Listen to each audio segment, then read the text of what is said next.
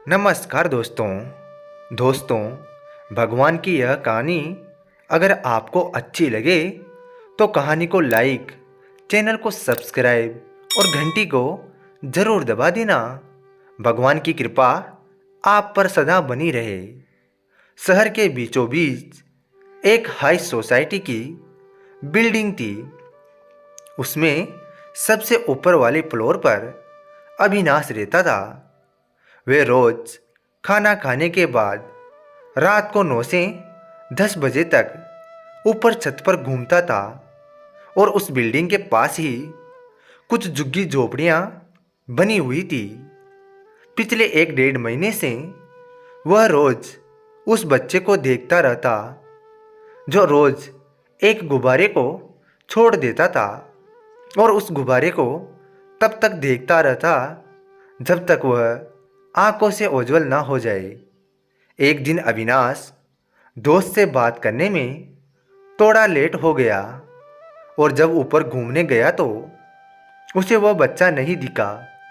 अविनाश ने ऊपर देखा कि कहीं गुब्बारा उड़ता हुआ दिख जाए तो उसे वह गुब्बारा पानी की टंकी में अटका हुआ दिखा।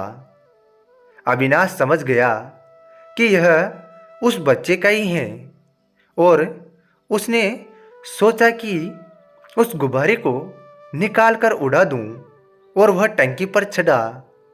उसने देखा गुब्बारे पर कुछ लिखा हुआ था। अविनाश उसे पढ़कर बेचैन हो गया। उस पर लिखा था कि हे ऊपर वाले, मेरी माँ की तबीयत बहुत खराब है और उसके इलाज के लिए किसी को भेज दे। मेरे पास इतने सारे पैसे नहीं हैं। यह पढ़कर अविनाश को रात भर नींद नहीं आई। वह सवेरे उठकर उस लड़के से मिलने चला गया। उसने जाकर देखा तो सच में उसकी माँ की तबीयत खराब थी। अविनाश ने उस लड़के से पूछा कि तुम रोज गुब्बारे पर लिखकर क्यों भेजते हो और यह तुम्हें किसने बताया कि ऐसा करने से ईश्वर तुम्हारी मदद करेगा। उस लड़के ने कहा, यह सब मुझे भिखारी दादा ने कहा। एक दिन रात को मैं आ रहा था तो उन्होंने कहा कि मेरी तबीयत खराब है और मैं भीख मांगने नहीं जा सकता और मैं 2 दिन से भूखा हूँ। क्या तुम मुझे खाना खिलाओगे? तो मैंने उन्हें खाना लाकर दे दिया तो उन्होंने कहा कि बेटा, तेरी मदद ऊपर वाला करेगा। मैंने पूछा, वह सच में मेरी मदद करेगा क्या? दादा ने कहा, जैसे मेरे लिए उसने तुझे भेजा है ना वैसे ही वह तेरे लिए भी किसी को भेज देगा। अविनाश ने पूछा, तो गुब्बारे का किसने बोला और तुम रात को ही क्यों छोड़ते हो, दिन में क्यों नहीं? वह लड़का बोला, दादा ने कहा था कि ऊपर वाला मदद करेगा तो मैं रोज सोचता था कि उस तक बात कैसे पहुंचाऊं।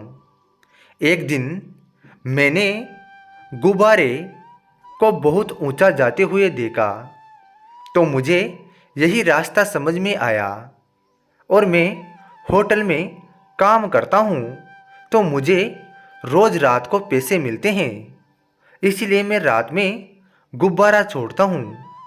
उस बच्चे की बात सुनकर अविनाश की आंखों में आंसू आ गए और उसने उस बच्चे को गले लगाते हुए कहा कि बेटा, वह दादा सही कह रहे थे। वह ऊपर वाले ने तेरी मदद के लिए मुझे भेज दिया है।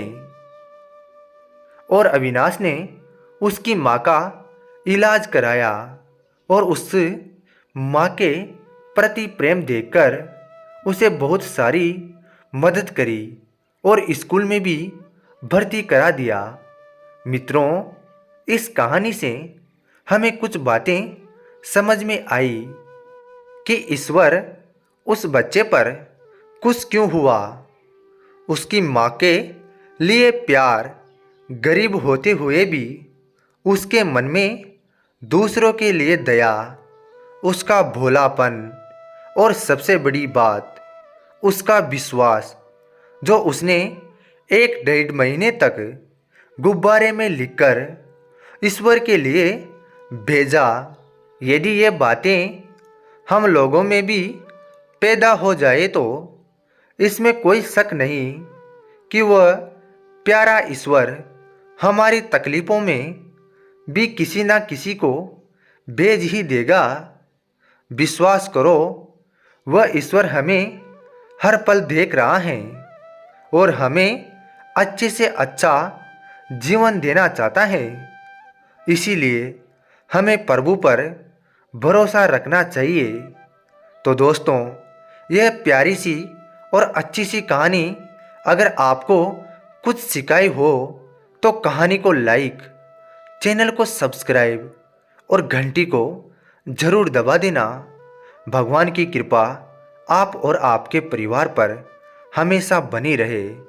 धन्यवाद दोस्तों, आप सभी का कहानी अंत तक सुनने के लिए। जय श्री राम दोस्तों।